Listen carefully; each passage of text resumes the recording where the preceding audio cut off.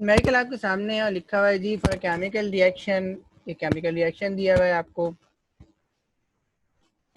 और सवाल आपसे है जी विल के, और के का मतलब है रेट कांस्टेंट, इंक्रीजेस डिक्रीज और remain unchanged if concentration of A and B is double. A की कंसंट्रेशन को डबल करेंगे तो रेट कांस्टेंट पे क्या फर्क पड़ेगा, और बी की कंसंट्रेशन को डबल करेंगे तो रेट कांस्टेंट पे क्या फर्क पड़ेगा, ये सवाल में आपसे कहा जा रहा है। तो इस सवाल में आप सीखेंगे जी कि कंसंट्रेशन का रेट कांस्टेंट पे क्या इफेक्ट होता है। असल में तो हम मैथमेटिकल वर्किंग सीखने जा रहे हैं जी कि मैथमेटिकल वर्किंग से इस बात को किस तरह साबित करेंगे, क्योंकि हम ये जानते हैं जी कि rate of the reaction is directly proportional to the concentration of reactant, यानी रेट ऑफ द रिएक्शन तो कंसंट्रेशन पे डिपेंड करता है, लेकिन rate constant is independent of concentration, and rate constant ये कंसंट्रेशन पे डिपेंड नहीं करता।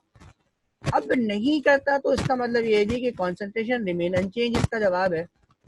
लेकिन अगर आपसे कह दिया जाए मैथमेटिकली इस बात को साबित करें तो आपको यकीनन कुछ ना कुछ वर्किंग करनी पड़ेगी। तो मैथमेटिकली हम ये इस बात को कैसे साबित करेंगे जी कि के रिमेन्स अनचेंज, के does not depends upon the concentration, इस न्यूमेरिकल में हम सीखने जाएंगे।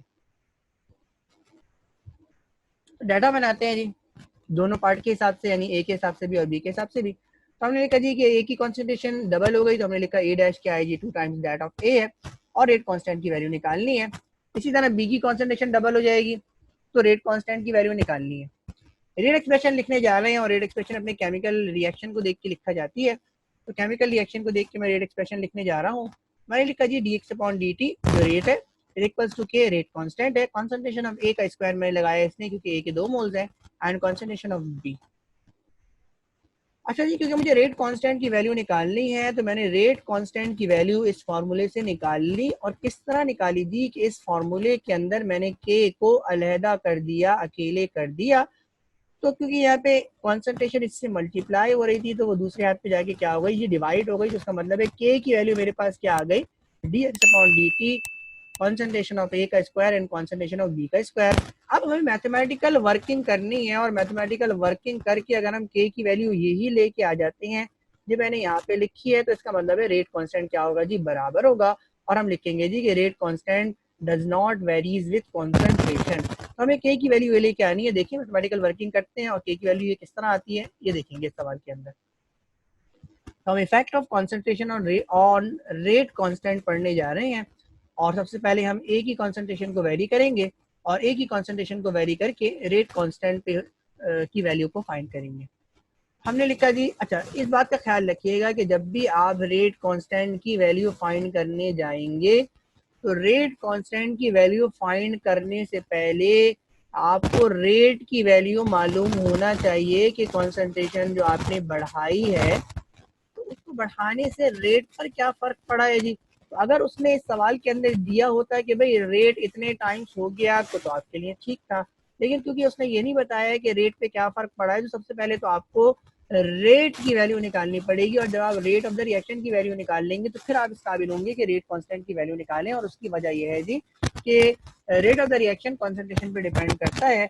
और इस सवाल के अंदर 3 चीजें हैं, रेट कांस्टेंट, रेट और कॉन्सेंट्रेशन। तो कॉन्सेंट्रेशन की वैल्यू तो आपको पता है लेकिन रेट ऑफ द रिएक्शन की वैल्यू आपको नहीं पता। सबसे पहले आपको रेट ऑफ द रिएक्शन की वैल्यू निकालनी पड़ेगी कि कॉन्सेंट्रेशन को बढ़ाने से रेट रिएक्शन पे क्या फर्क पड़ा, और उसके बाद फिर आप रेट कांस्टेंट की वैल्यू निकालने जाएंगे। हमने लिखा जी कि rate of the reaction very हो गया। और ये वेरी किस तरह हुआ जी, ए की कॉन्सेंट्रेशन को वेरी करने से हुआ। और ए की कॉन्सेंट्रेशन क्या हो गई है, 2 टाइम्स हो गई है। इसको आप मैथमेटिकली सॉल्व करें तो 2 का स्क्वायर क्या होता है, 4 होता है। तो इसका मतलब है रेट ऑफ द रिएक्शन किसके बराबर हो गया, 4 टाइम्स दैट ऑफ के इंटू ए स्क्वायर और बी के, और के ए स्क्वायर बी किसके बराबर है, रेट के बराबर है। इसका मतलब है रेट ऑफ द रिएक्शन कितने टाइम्स बढ़ गया जी, 4 टाइम्स बढ़ गया। तो जो रेट ऑफ द रिएक्शन है ये 4 टाइम्स इंक्रीज हो गया है on increasing concentration of A 2 times. तो यहाँ से आपने रेट ऑफ द रिएक्शन की वैल्यू निकाल ली। जब आपने रेट ऑफ द रिएक्शन की वैल्यू निकाल ली तो आप रेट कांस्टेंट फाइंड करने जा रहे हैं। रेट कांस्टेंट फाइंड करने के लिए आपने रेट एक्सप्रेशन को लिखा। उसके बाद आपने क्या लिखा है जी कि रेट ऑफ द रिएक्शन कितने टाइम्स हो गया जी। अब आपने कहा जी rate of the reaction 4 times हो गया। आपने लिखा जी ए की कॉन्सेंट्रेशन में कितना इजाफा हुआ है, तो आपने कहा जी कि ए की कॉन्सेंट्रेशन जी 2 टाइम्स हो गई। यहाँ लिखा जी बी की कॉन्सेंट्रेशन में कितना इजाफा हुआ, तो आपने बी की कॉन्सेंट्रेशन में यहाँ पे इजाफा किया ही नहीं है जी, क्योंकि आपने ए की कॉन्सेंट्रेशन और बी की कॉन्सेंट्रेशन दोनों में इजाफा अलहदा अलहदा करना है। तो आपने डायरेक्ट क्या लिख दिया जी, बी ही लिख दिया। अब मैं इस पार्ट को यहाँ पे इसको मैथमेटिकली सॉल्व करूंगा तो 2 का स्क्वायर क्या होता है, 4 होता है। इस 4 को मैं कहाँ लेके आ गया जी, बाहर लेके आ गया। अब अगर आप देखें तो ये 4 से ये 4 क्या हो जाएगा जी, कैंसिल हो जाएगा। तो 4 से 4 को मैंने कैंसिल कर दिया और dx अपॉन dt किसके बराबर हो गया, k a स्क्वायर b के बराबर हो गया। आप k को अलहदा करें तो ये किसके बराबर आ गया, dx upon dt a square b के। और आपने जो k की वैल्यू सपोज की है और यहाँ पे आपने जो k की वैल्यू निकाली है वो दोनों क्या आ रही है जी, सेम आ रही है। तो आपका जवाब क्या होगा, आपका जवाब होगा जी कि k rate constant remain same, यानी रेट कांस्टेंट पर कोई फर्क नहीं पड़ा। क्यों, क्योंकि रेट कांस्टेंट की वैल्यू जो आपने यहाँ पर प्रेडिक्ट की थी वही आप यहाँ पे फाइंड करके लेके आए हैं। तो यहाँ से आपने सिंपल सी मैथमेटिकल वर्किंग करी और साबित कर लिया जी कि कॉन्सेंट्रेशन जब डबल हुई तो रेट 4 टाइम्स हो गया। और यहाँ पे फिर आपने पुट किया जी रेट 4 टाइम्स हो गया और कॉन्सेंट्रेशन को आपने जब सॉल्व किया तो वो उसने भी इस फैक्टर को 4 टाइम्स इंक्रीज कर रही है। तो ये 4 से 4 कैंसिल हो जाएगा और आपके पास फिर वही एक्सप्रेशन बन जाएगी।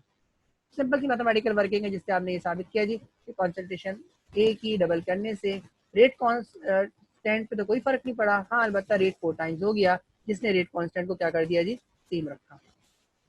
बिल्कुल इसी तरह हम बी के हिसाब से कॉन्सेंट्रेशन में वेरिएशन को देखने जा रहे हैं। डाटा आपने पहले एक्सप्लेन कर दिया था। अब हम लिखने जा रहे हैं जी कि रेट पे क्या, क्योंकि जब आप रेट कांस्टेंट की वैल्यू बी के हिसाब से निकालेंगे तब भी आपको पहले रेट की वैल्यू फाइंड करनी पड़ेगी। तो सबसे पहले हम ये फाइंड करने जा रहे हैं कि बी की कॉन्सेंट्रेशन को बढ़ाने से रेट पे क्या फर्क पड़ेगा। रेट एक्सप्रेशन को लिखा, इस बार मैं बी को वेरी करने जा रहा हूँ और बी को कितना वेरी कर रहा हूँ, 2 टाइम्स वेरी कर रहा हूँ। मैथमेटिकली इसको सॉल्व करें तो 2 यहाँ पे बाहर आ जाएगा। तो dx अपॉन dt डैश इसके बराबर हो जाएगा 2 times that of rate constant concentration of A का स्क्वायर एंड बी। तो रेट कितने टाइम्स वेरी हो गया, 2 टाइम्स वेरी हो गया। तो कॉन्सेंट्रेशन बी के बढ़ाने से रेट क्या हो गया जी, डबल हो गया। अब इसकी मदद से जो रेट 2 टाइम्स वेरी हुआ है इसकी वजह से मैं रेट कांस्टेंट की वैल्यू निकालूंगा। मैंने लिखा जी फाइंडिंग रेट कांस्टेंट, मैंने लिखा जी dx अपॉन dt जब वेरिएशन वो किस पर डिपेंड कर रही है, एक के अंदर में मुझे वेरिएशन करवानी नहीं है, सिर्फ बी के अंदर वेरिएशन करवानी है। तो बी की जगह मैं 2 भी पुट करूंगा। रेट वेरी कितना हुआ है जी, 2 टाइम्स हुआ है। जो मैंने पहले निकाला था वो मैंने यहाँ पे पुट कर दिया कि रेट 2 टाइम्स इंक्रीज हो गया। और किसकी वजह से इंक्रीज हो रहा है, ये बी की वजह से। तो बी यहाँ पे 2 लिख दिया, मैथमेटिकली इसको सॉल्व किया, 2 को मैं यहाँ पे लेके आ गया, 2 से 2 कैंसिल हो गया और dx अपॉन dt किसके बराबर हो गया, k इंटू ए स्क्वायर बी के। k को अकेला करें तो k की वही वैल्यू आ रही है जो आपने वैल्यू प्रेडिक्ट की थी। इसका मतलब आज क्या जवाब लिखेंगे, आप जवाब लिखेंगे रेट कांस्टेंट रिमेन सेम। ये सिंपल सा न्यूमेरिकल है जिसके अंदर आपने क्या सीखा जी, इसके अंदर आपने ये सीखा जी कि रेट कांस्टेंट पर कॉन्सेंट्रेशन के बढ़ाने से रेट कांस्टेंट पे क्या फर्क पड़ता है। मैथमेटिकली इस बात को आपने साबित किया जी कि rate constant is independent of concentration, यानी कॉन्सेंट्रेशन को बढ़ाने या कॉन्सेंट्रेशन को कम करने से रेट कांस्टेंट पे कोई फर्क नहीं पड़ता। तो इम्तिहान में ये सवाल अगर आ जाता है जी और वो आपसे अगर इंसिस्ट कर रहे हैं जी कि मैथमेटिकल वर्किंग शो करें तो आपको चाहिए कि आप ये तमाम वर्किंग शो करें।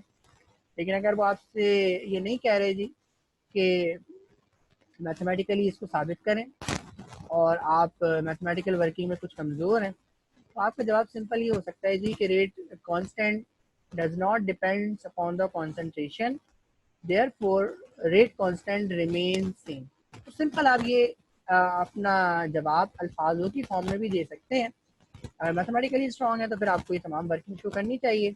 अगर मैथमेटिकली स्ट्रॉन्ग नहीं है और इम्तिहान में आपसे इंसिस्ट नहीं किया हुआ जी कि आपको मैथमेटिकली सॉल्व करके दिखाओ, तो आप सिंपल एक लाइन लिखें जी कि rate constant is independent of concentration, therefore rate constant remain same. यानी रेट कांस्टेंट कॉन्सेंट्रेशन पे डिपेंड नहीं करता, इसलिए कॉन्सेंट्रेशन को बढ़ाने से या कम करने से रेट कांस्टेंट क्या रहेगा, हमारा सेम रहेगा।